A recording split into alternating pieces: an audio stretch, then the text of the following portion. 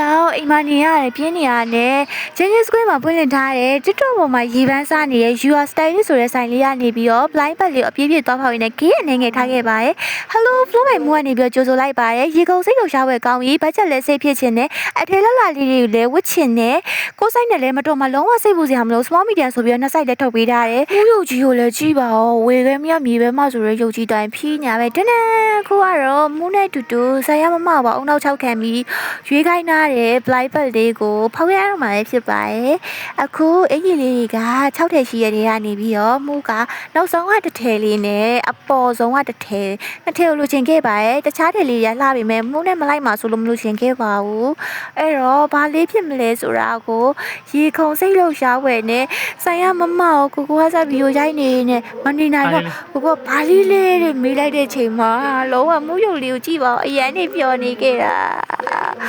ဝါလုံးဝလူချင်းခဲ့တဲ့တယ်လေးပေါက်တော့ကိုကလုံးဝအံ့ဩနေခဲ့တာပါကိုအတိုင်လေးပါပါတယ်ဆိုင်ရမဆိုလို့ရှိရင်လေပျော်လွန်းလို့ထပါခုံနေ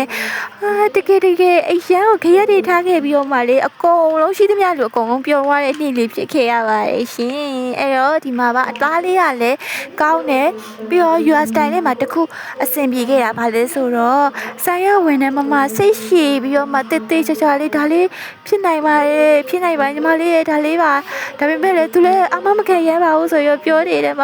မသိတော့ဒါလေးပဲယူလိုက်တော့မယ်ဆိုရယူရင်းနဲ့ကနေပြီးတော့မှ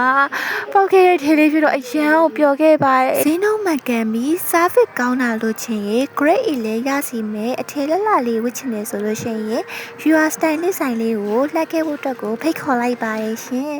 အားလုံးပဲဒီနေ့ vlog လေးကိုကြည့်ပေးကြတဲ့တယောက်ချင်းတိုင်းကျေးဇူးအများကြီးတင်ပါတယ်လူချင်းတာလေးရပြီဆိုတော့ကိုနဲ့အိမ်မြန်လိုက်ပါအောင်မယ်အားလုံးပဲ bye bye